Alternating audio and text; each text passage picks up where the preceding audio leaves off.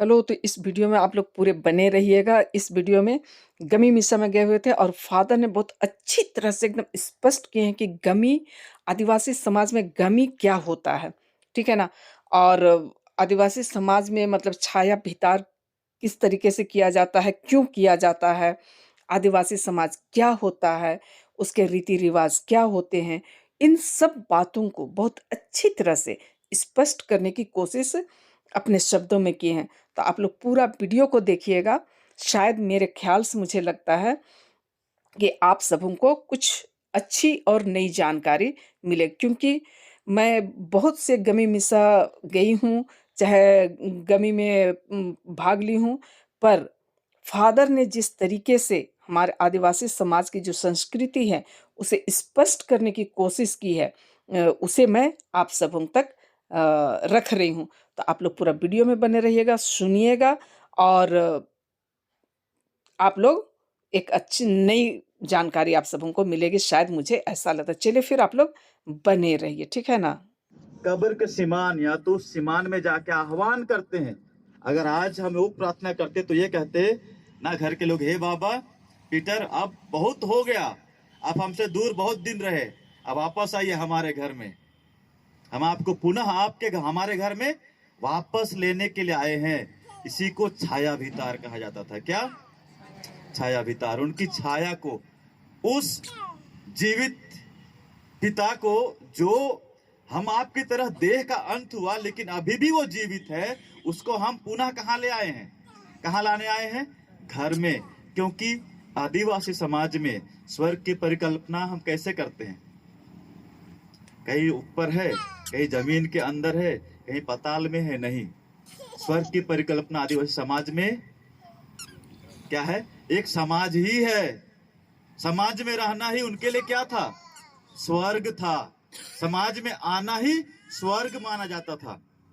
इसीलिए हमारे परिप्रेक्ष्य में जब कोई व्यक्ति सबसे बुरा कार्य करता था गांव में, बदमाश ना बोलते जिसको, उनको क्या किया जाता? सबसे बड़ा पनिशमेंट उनको क्या मिलता था?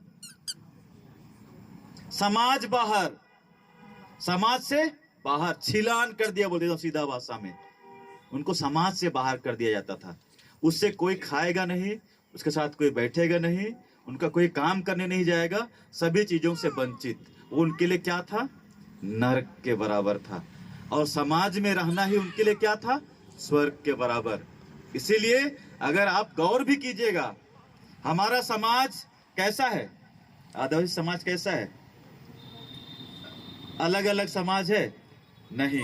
अगर गांव में अभी भी जाइएगा तो हमारा घर दूरियों में बना नहीं होता है। कितने के गांव गए हैं? अभी तो कैसा सवाल है ना, गांव गए हैं ना, सबके गांव में लोग गांव से आए हैं। हमारे गांव में घर कैसा होता है? हमारा टोला कैसा होता है? हा? एक घर का पानी का, छत का पानी दूसरे घर में दीवार में गिरना चाहिए बरसात में, हाँ कि नहीं? इतना सटा रहता है। शहरों में तो जमीन के वजह से वैसा होता है, गांव में जमीन की कमी थोड़ी है। फिर भी हमारा घर, एक घर का छत का पानी दूसरा में गिरना चाहिए, इतना नजदीक रहता है। और अगर मेरा घर का दरवाजा इधर है तो और करीब हो, जिससे कि हम जहां पर खाना खाने बैठे हैं वहां से अगर दाल नहीं है तो मैं दाल रही बोल के हम बुलाते हैं, उन खुरिया सब्जी ला दो, बोलते हैं कि नहीं, इतना करीब होना चाहिए। तो ये रहा हमारा आदिवासी समाज, इसी को स्वर्ग माना जाता था। यही स्वर्ग की परिकल्पना थी हमारे लिए। और ये भी जानते हैं कि गांव में एक बच्चा पैदा तो होता है लेकिन पालते सब कोई हैं, हाँ कि नहीं? मुझसे सहमत होंगे आप? सवेरे से शाम तक बच्चा कहीं भी रहे, कोई माँ को फिक्र नहीं होता था। क्यों? क्योंकि उन्हें पता था कि कहीं भी किसी भी घर में घुसे खाना खा ले गए, या तो कोई भी इसको डांटेगा गलती करने पर, क्योंकि कोई भी इसको प्यार करेगा। और कोई भी ऐसा बच्चा नहीं होगा जिसको लोग नहीं प्यार करेंगे गांव में। शायद अब ये चीज परिवर्तन हो रहा है। यही हमारे समाज की क्या था? हमारे समाज का स्वर्ग था, स्वर्ग के समान। इसीलिए आप गौर कीजिएगा कि हमारे समाज से बाहर जाना, मृत्यु के बाद, अभी गांव में कब्रिस्तान नजदीक रहते हैं, लेकिन पहले के जमाने में गांव का कब्रिस्तान गांव से बाहर होता था। मतलब उस व्यक्ति को दफन के समय में गांव से बाहर कर दिए। ये परेशान हो रहा होगा, इसलिए पुनः उसको लाया जाए घर में, और उसको लाया जाता था। हम लाते हैं, छाया वितार के द्वारा उससे अपने समाज में लाते हैं। इसीलिए तो हम उनको अपने घर में जगह देते हैं। एक कोना में उनके लिए विशेष जगह दिया जाता था। और खाने का हर निवाला, अगर हम इस बात पर विश्वास नहीं करते कि वो जीवित है, तो हम खाना का एक निवाला उनके लिए क्यों देते ना? हम इसीलिए देते थे कि वो जीवित है, वो आएगा, वो पुरखे जीवित है, वो उनका ये भाग है, उनके नाम पर भी खाना पकता था। ये इस बात का सबूत है कि हम भी उस जीवित व्यक्तियों में, उस जगह को हम विश्वास करते थे। इसीलिए आप गौर कीजिएगा कि रात को झाड़ू करने के बाद माता पिता या तो बहनें भाई भी गंदगी को रात में बाहर फेंकते थे। सखड़ी का पानी जो खाना खाने के बाद, कोई भी आदिवासी घर का व्यक्ति रात को खाना खाने के बाद बर्तन नहीं साफ करता था। ये गंदगी का चिन्ह नहीं था, लेकिन बर्तन साफ करने के लिए बाहर जाना, शहरों में अलग है, लेकिन उस समय को सोचिए, रखा जाता था। और सवेरे उसे या तो खाना खाने के बाद पानी बाहर नहीं फेंकते थे। क्यों? सवाल पैदा होता है, क्यों? कि रात को बाहर जाने के लिए डर लगता है, या तो फिर झाड़ू करने के बाद 2 कदम बाहर निकल के फेंकने में डर लगता है? नहीं। क्यों ऐसा किया जाता था? इस विश्वास के साथ कि रात को जितने भी हमारे पुरखे हैं, हमारे घर से जो जिसका देह अंत हुआ है, जो जीवित हैं, वो हमारी रखवाली करने के लिए घर के चारों ओर तैनात हैं। क्या हैं? तैनात हैं। और वो हमारे आंखों के सामने नहीं आते हैं। आते हैं? कभी किसी ने अपने पुरखों को जीवित हमारे रूप में देखा है? मैं तो नहीं देखा हूं।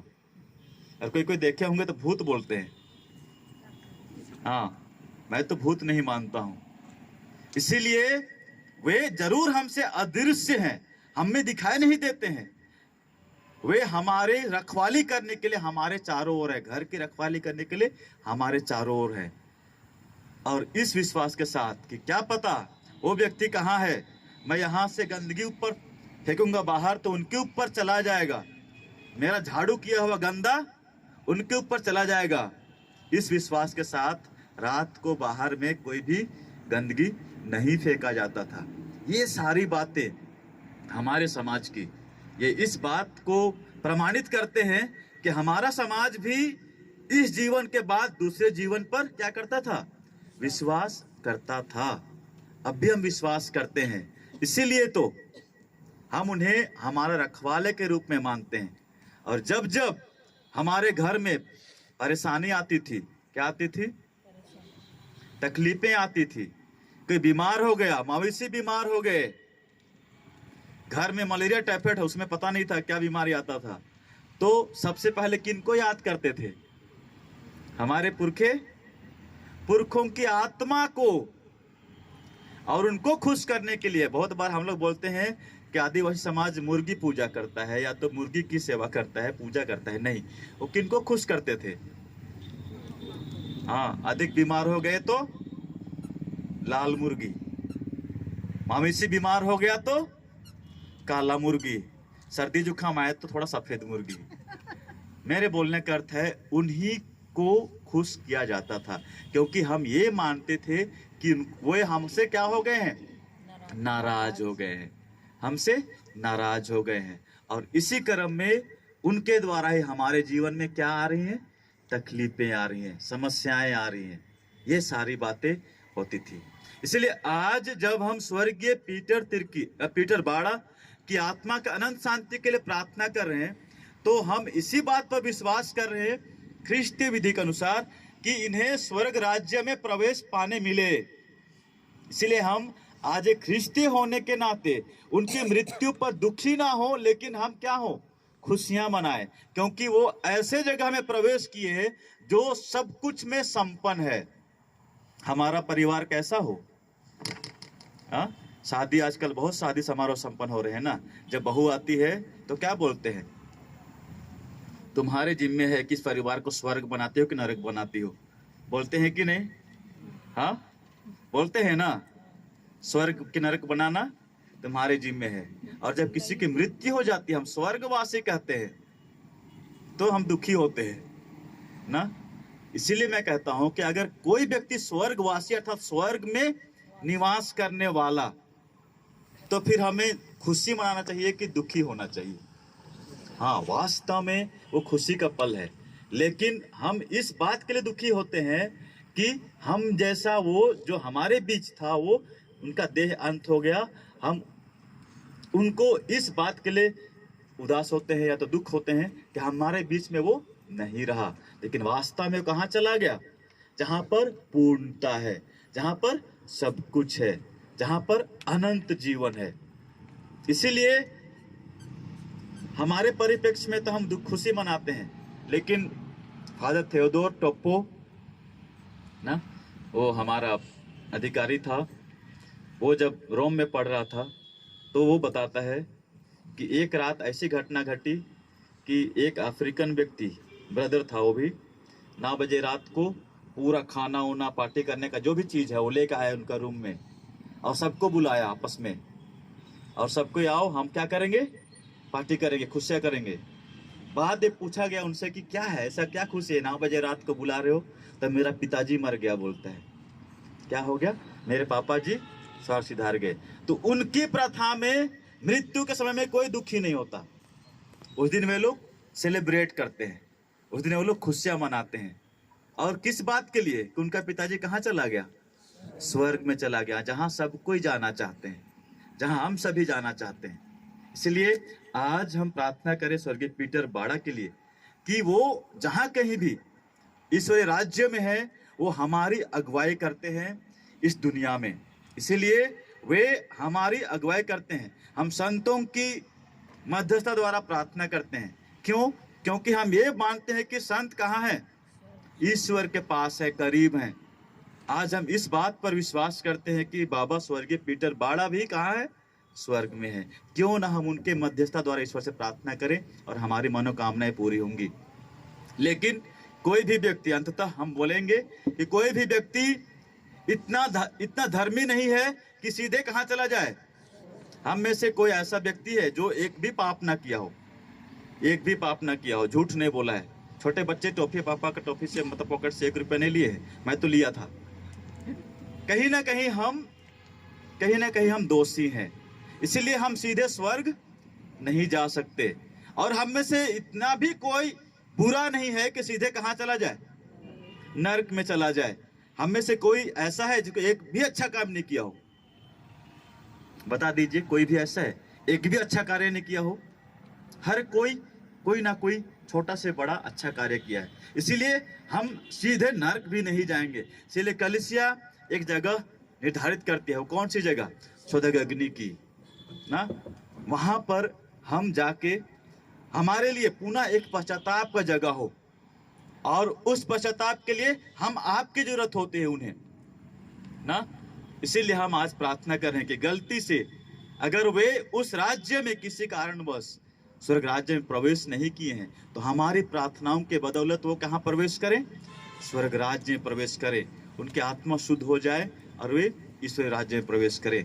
चलिए आज हम इसी मन भावना से ईश्वर से प्रार्थना करें कि हम स्वर्गीय पीटर बाड़ा, हमारा जिस परिवार का शीर्ष बाबा था, उनको प्रभु यीशु ख्रिस्त शुद्ध करे, पवित्र करे, और इस दुनिया के बाद वे अनंत काल तक इस दुनिया में प्रवेश करे जहां हर कोई जाना चाहता है। प्रभु उन्हें अनंत राज्य में प्रवेश पाने दे, और हम सबों को उनकी मध्यस्थता मिले और वे हमारी अगुवाई करते रहें। पिता और पुत्र और पवित्र आत्मा के नाम पर आमीन।